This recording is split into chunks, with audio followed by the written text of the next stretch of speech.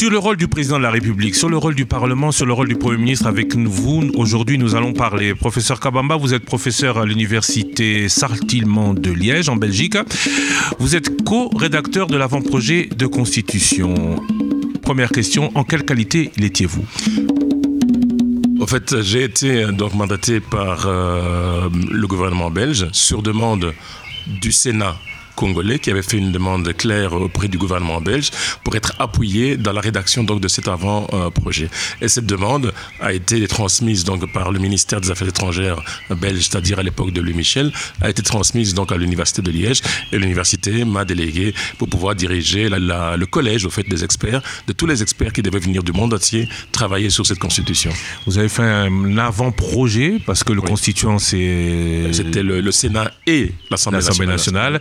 Est-ce que le constituant congolais a repris le projet que vous l'avez soumis ? En grande partie, donc ce qu'il faut savoir, c'est qu'on n'a pas fait une écriture dans un bureau, on a fait une écriture avec le constituant. C'est-à-dire qu'à chaque fois, tout ce qui est dans la Constitution devait cadrer avec le contexte congolais.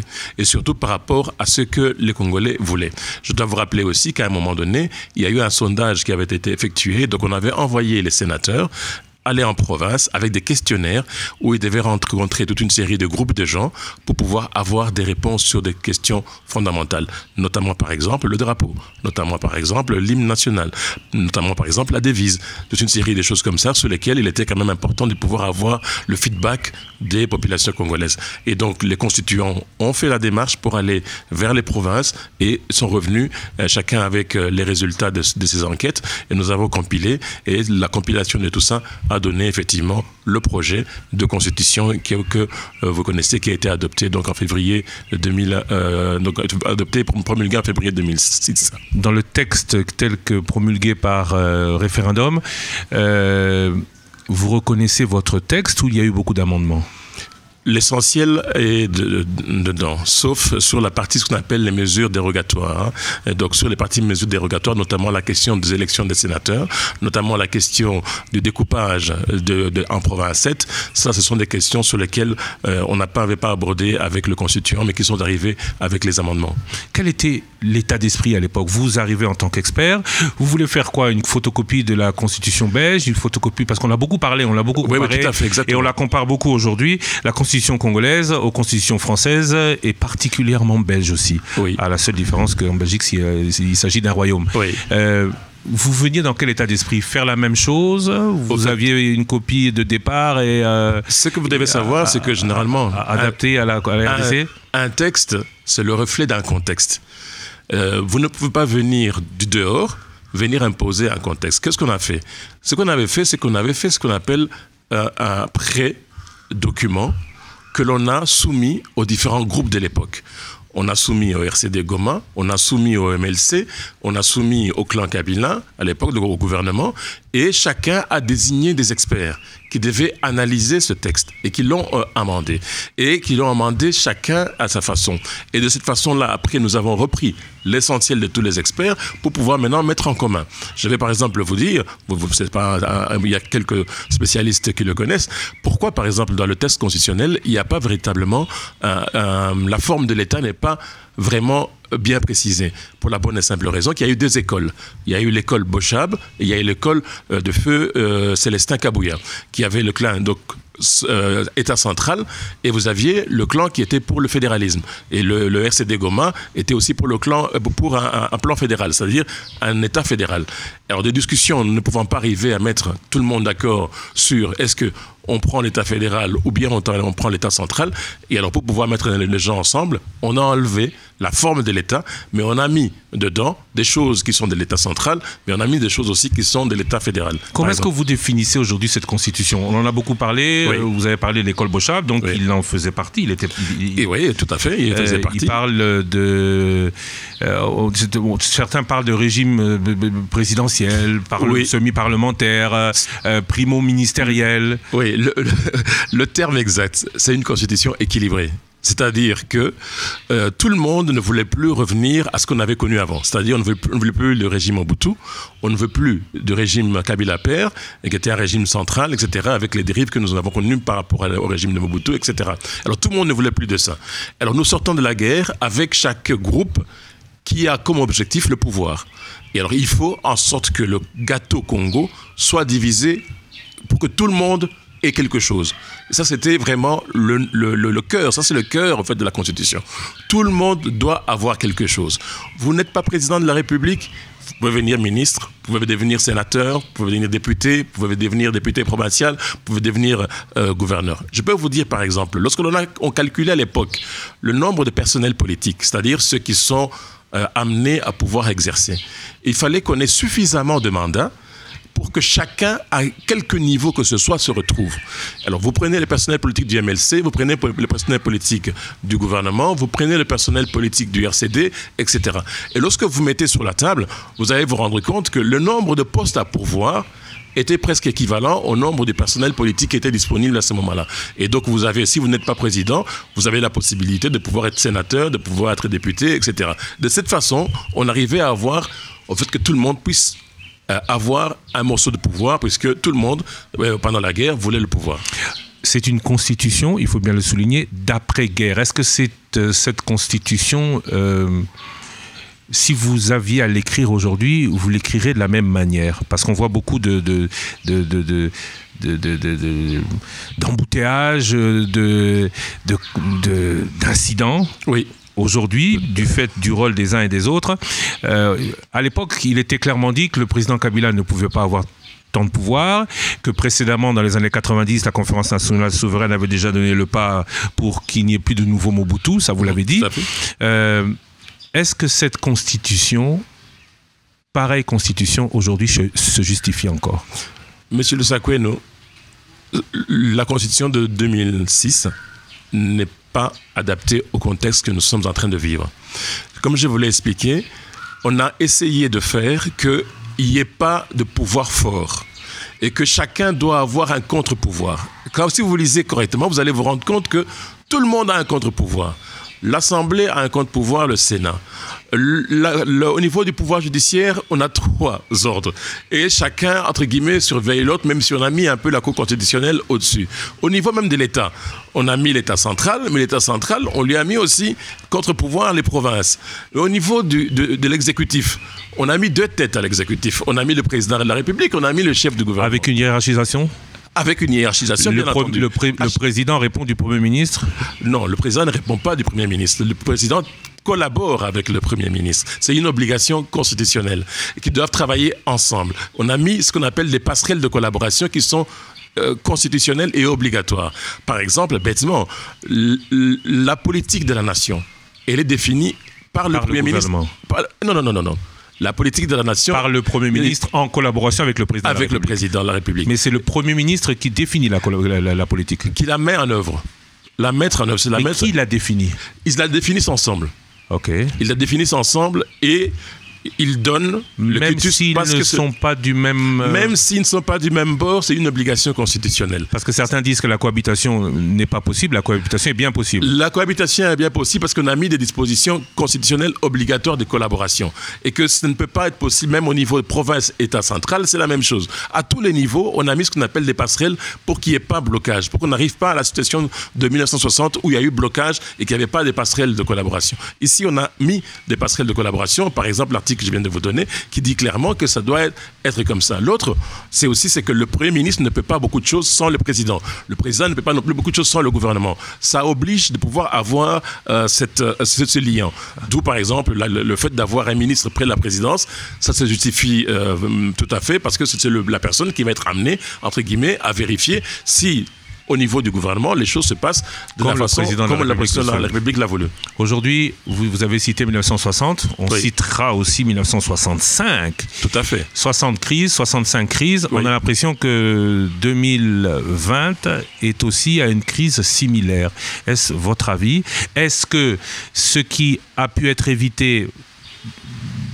ce qui n'a pas pu être évité, par exemple, en 60 et 65 du fait des carences de la Constitution, pourra l'être en 2020? Au fait, la question, elle est vraiment pertinente. En fait, tout dépend de la volonté de chacun. Vous pouvez avoir le meilleur texte, et tout dépend de la volonté et des objectifs politiques des uns et des autres.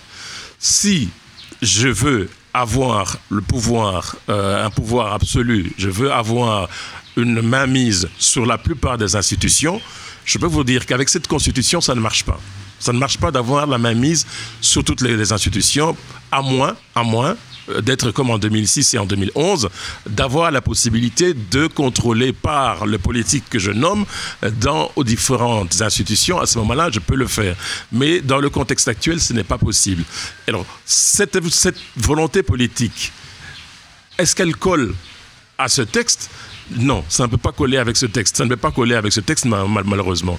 Et donc, c'est là où je suis tout à fait d'accord avec vous quand vous me posez la question par rapport au fait, est-ce que le texte est adapté au contexte actuel ? Je vous réponds que le texte doit être adapté au contexte actuel et il n'est pas du tout adapté dans le système tel que nous sommes en train de vivre actuellement. Donc, réforme constitutionnelle est indispensable aujourd'hui ? Pour ma part, la réforme est indispensable puisque c'est une constitution qui était pour pouvoir arriver à avoir la paix, consolider les institutions et améliorer le fonctionnement des institutions pour renforcer le cadre institutionnel et qu'une fois on a renforcé le cadre institutionnel, on peut amender toute une série de choses qu'il y a dans ce texte. Parlons d'aujourd'hui. Oui. Le président de la République annonce qu'il va nommer un informateur, oui, alors que le Premier ministre est en place. Oui. Est-ce possible ? Voilà, c'est une grande question. En lisant les textes, j'ai l'impression, en analysant les textes et aussi en faisant allusion à ce qu'on est en train de vivre, par exemple hier, le Premier ministre a été reçu par le président, je peux vous dire que ce n'est pas possible de pouvoir nommer un informateur dans le contexte tel que nous vivons aujourd'hui, au moment où nous sommes en train de... Parce que le Premier ministre est toujours en fonction. Parce que le Premier ministre est toujours en fonction, ça c'est le premier élément. Le deuxième élément qui est fondamental, c'est que ce que vous devez savoir, c'est que le président, comme vous le savez, statue par ordonnance. Alors, s'il statue par ordonnance, il doit sortir une ordonnance qui doit nommer un informateur. Mais il ne peut le nommer que s'il n'y a plus le Premier ministre. Alors, s'il n'a plus le Premier ministre, ça veut dire à ce moment-là, il peut essayer de le faire, mais il faut une chose, quand même une condition sine qua non, c'est que cette ordonnance doit être signée par le Premier ministre.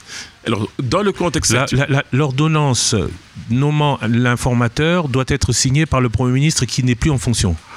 Oui, qui n'est plus en fonction, puisque tout simplement, il n'y a pas, dans le cadre du système congolais, on n'a pas mis véritablement un système d'affaires courantes. Pourquoi on n'a pas mis le système d'affaires courantes ? Simplement parce que, je reviens encore au contexte, on était dans une situation de guerre en disant de manière claire, il ne faut pas que les politiques, les animateurs, les décideurs, soient dans une situation d'infragilité.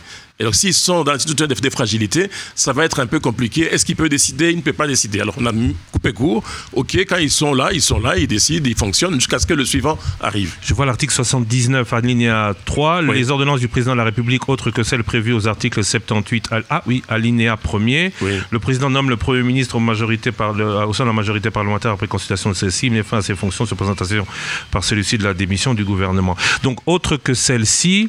Oui. Sont contresignés par le Premier ministre. C'est ça. Donc, pour que le président Tshisekedi nomme un informateur, même s'il a démissionné, puisqu'il n'y a pas d'affaires courantes, oui, le Premier ministre Sylvestre Ilunga Ilunkamba doit signer cette ordonnance. Effectivement, on doit signer cette ordonnance sur base donc, de l'article 78 combiné à l'article 79. Et donc, toutes les ordonnances du président de la République, autres que celles qui sont spécifiées par cet article, doivent être signées par le Premier ministre. Même... pour aller même au-delà, toute une série d'actes qui doivent être posés par le président dans le cadre de même, par exemple, la dissolution du Parlement, c'est la même chose. Toute une série d'actes comme ça sur lesquels il est indispensable de pouvoir avoir le contreseing du Premier ministre. Le président de la République a annoncé un informateur. Oui. Il ne sera pas en mesure de le faire, donc c'est ce que vous dites. Dans le contexte actuel, au moment où on se parle, il ne saura pas le faire. Oui, soyez plus précis. Dans le contexte actuel, quel est ce contexte actuel ? C'est-à-dire que nous avons un Premier ministre qui est en fonction, et je vous rappelle aussi que le Premier ministre ne dépend pas, comme je vous l'ai expliqué, du président. Il tire sa légitimité de l'Assemblée. Et donc c'est l'Assemblée qui doit normalement le démissionner. Et si l'Assemblée ne démissionne pas, lui, il peut de lui-même démissionner. Et donc il y a ces deux possibilités. Donc aujourd'hui, le président, pour qu'il nomme un informateur, si le Premier ministre ne refuse de démissionner, il devrait pouvoir le faire destituer à l'Assemblée nationale et il n'aurait aucun autre moyen pour nommer son informateur? Il n'y a pas d'autre moyen. Démissionner, que le Premier ministre démissionne, ou bien il est démis par l'Assemblée nationale. Et s'il est démis par l'Assemblée nationale, oui, il devra quand même signer l'ordonnance nommant l'informateur. Il ne peut pas refuser. Il ne peut pas refuser, puisque à ce moment-là, il est déjà démissionnaire. Est-ce que en 2011... C'est une obligation constitutionnelle. Parce qu'en 2006, il n'y a pas eu d'informateur. Mais en 2011... Si. En 2006, il y a eu un informateur qui s'appelait Antoine Gizenga. Ah oui, qu'il était informateur et formateur. Voilà, oui, mais en 2000, est-ce que... il n'y avait pas de Premier ministre avant. Oui. Mais en 2011, est-ce que à la désignation de l'informateur Charles Mwando-Nsima, Adolphe Mouzito avait signé l'ordonnance En 2012, donc les élections en 2011, donc en 2012, le président Kabila nomme un informateur, l'honorable Charles Mwando-Nsima, par ordonnance, contresignée par le Premier ministre Adolphe Mouzito. C'est obligatoire. C'est obligatoire. Donc double condition pour la nomination d'un informateur. Exactement, oui. Le président parle de dissolution. Il évoque des problèmes entre l'exécutif et l'Assemblée nationale. Il faut préciser que la dissolution, c'est en cas de crise persistante entre le gouvernement, dont le président ne fait pas partie, et l'Assemblée nationale. Est-ce que le président, dans les conditions qu'il a énumérées dans son discours, peut dissoudre cette Assemblée ? Là, je crois que la jurisprudence est très claire. Même la jurisprudence internationale, elle est très très claire. C'est-à-dire que le problème, c'est entre le gouvernement et l'Assemblée. Le fait par rapport aux prestations de serment, de mon point de vue, ça ne justifie pas une crise persistante. C'est bien écrit persistante. Oui, mais la crise persistante, c'est au président à la définir. Non, c'est-à-dire qu'il y a toute une série de blocages entre le Parlement et le gouvernement. Par exemple, des propositions du gouvernement qui sont tout le temps rejetées.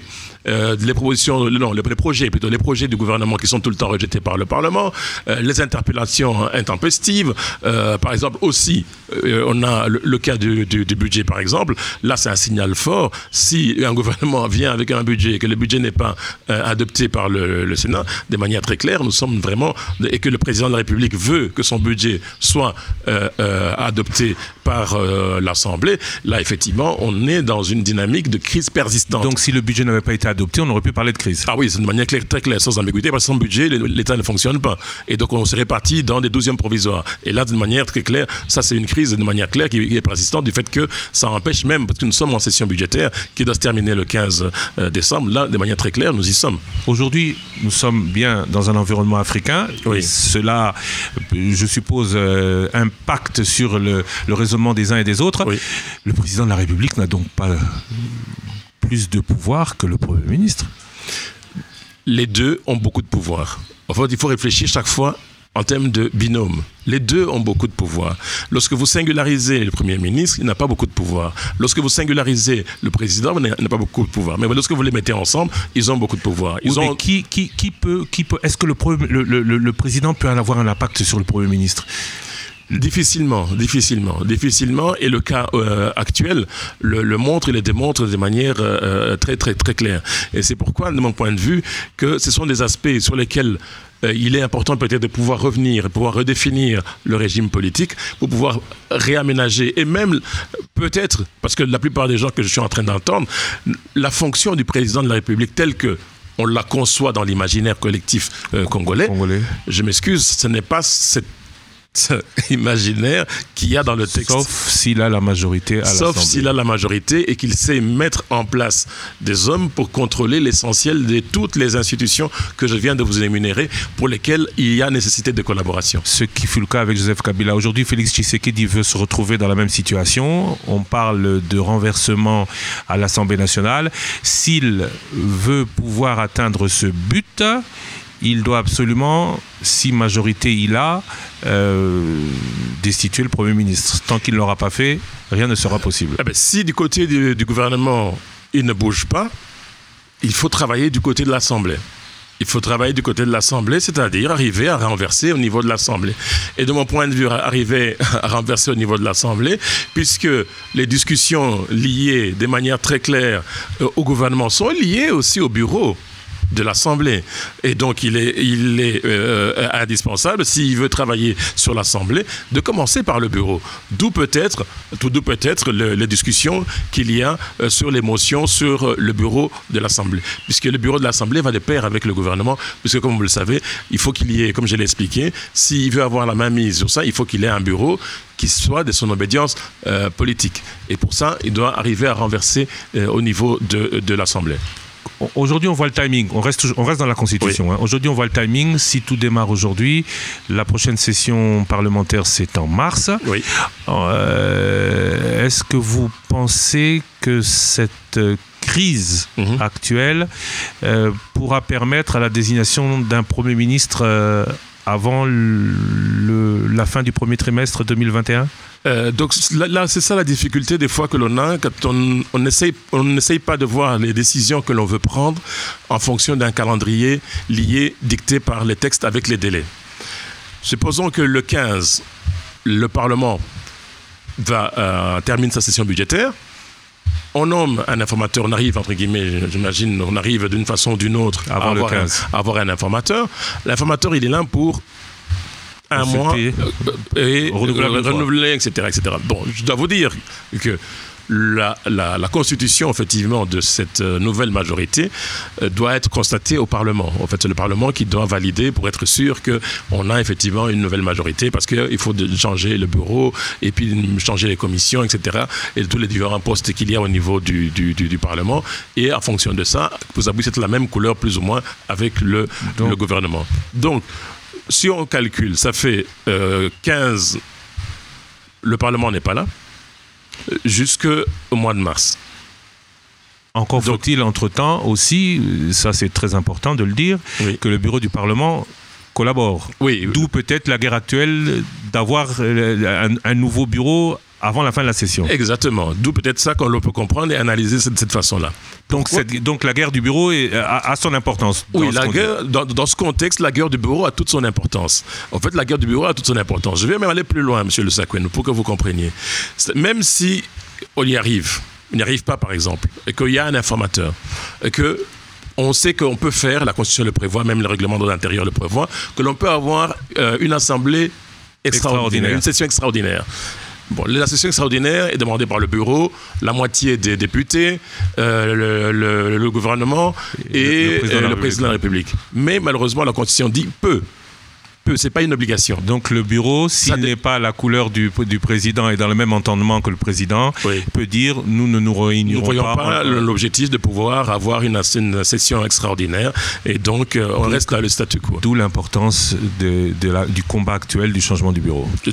Ça se comprend assez aisément que l'enjeu actuel se focalise au niveau du bureau de l'Assemblée. Revenons sur les délais. Oui.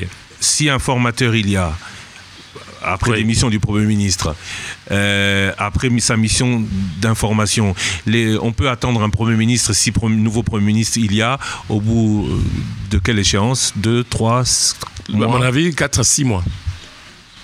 Et 4 à 6 mois, on peut compter, remettre les 4 à 6 mois sur, encore une fois, l'échelle de la politique congolaise pour pouvoir mettre en œuvre une politique véritablement avant les élections de 2023, ça n'est pas possible. Parce que je peux encore vous donner un autre élément.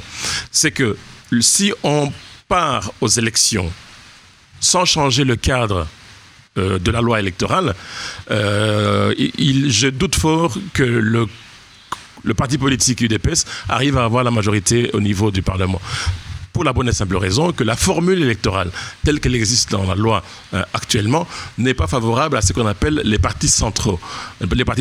Mais elle est favorable à ce qu'on appelle les partis pluriels, c'est-à-dire les regroupements. Puisque tout simplement, avec la proportionnelle, avec l'application de la règle du plus fort reste, fait en sorte que... avec le siège. Et avec le siège. Le seuil, pardon. Le seuil. Et avec les seuils, fait en sorte que on éparpille, on a l'éparpillement. Et l'éparpillement n'est pas favorable à l'UDPS. Et donc, sans changer aussi le cadre des élections, les réformes dont on parle, l'UDPS n'aura pas la majorité absolue, n'aura pas la majorité au niveau du Parlement. Donc pas de Premier ministre, pas de gouvernement dans les 3 à 6 mois, et donc toujours ce même gouvernement FCC cash.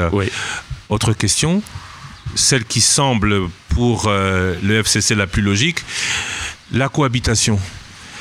la cohabitation se déroulerait comment ? Là, ce serait, encore une fois, je pense que le Congo n'a pas besoin de mériter une cohabitation dans le contexte actuel, avec tous les enjeux qu'il y a, Covid, guerre à l'Est, crise économique, etc. Cela veut dire, grosso modo, que l'essentiel du travail va être concentré uniquement sur comment arriver à prendre une décision. Alors là, vous allez perdre et beaucoup de temps, beaucoup d'énergie, beaucoup de ressources, et malheureusement, le résultat, dans le cas de la cohabitation, c'est le plus petit dénominateur commun entre les deux. Ça veut dire, grosso modo, c'est que le Premier ministre va vouloir, par rapport à ce que le président va vouloir, ils vont se mettre à discuter pendant des jours et des jours pour arriver à un tout petit qui va être satisfaire l'un, satisfaire comme l'autre. Et donc là, ce n'est pas le pays et la population qui en profitent. Et donc là, on aurait véritablement un problème. On aurait une espèce de lenteur au niveau de la prise de décision, et les enjeux qui sont actuels au niveau du Congo risquent de surpasser ça, et nous risquons d'arriver dans une instabilité, de mon point de vue, qui va être vraiment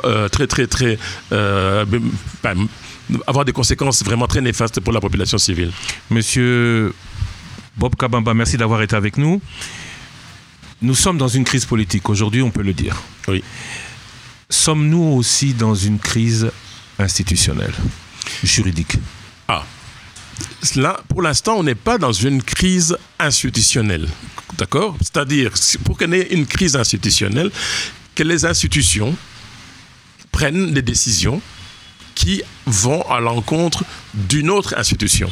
Et que ces deux arrivent à ne plus, entre guillemets, collaborer et ne plus arriver à s'en sortir. Là, on est dans une crise institutionnelle. Pour bien clarifier, c'est-à-dire que si le bureau, avec ce qui est en train de se passer pour changer le bureau de l'Assemblée, le bureau reste, ça n'a pas changé, et qu'après le fonctionnement, le bureau, le Parlement commence à prendre des décisions de son côté, le président de la République, chef de l'exécutif, prend des décisions de ce côté, les ministres prennent des décisions de leur côté, là nous sommes dans une crise institutionnelle. Cela risque d'arriver tel qu'on est embarqué ? Malheureusement, je pense que ça risque d'arriver.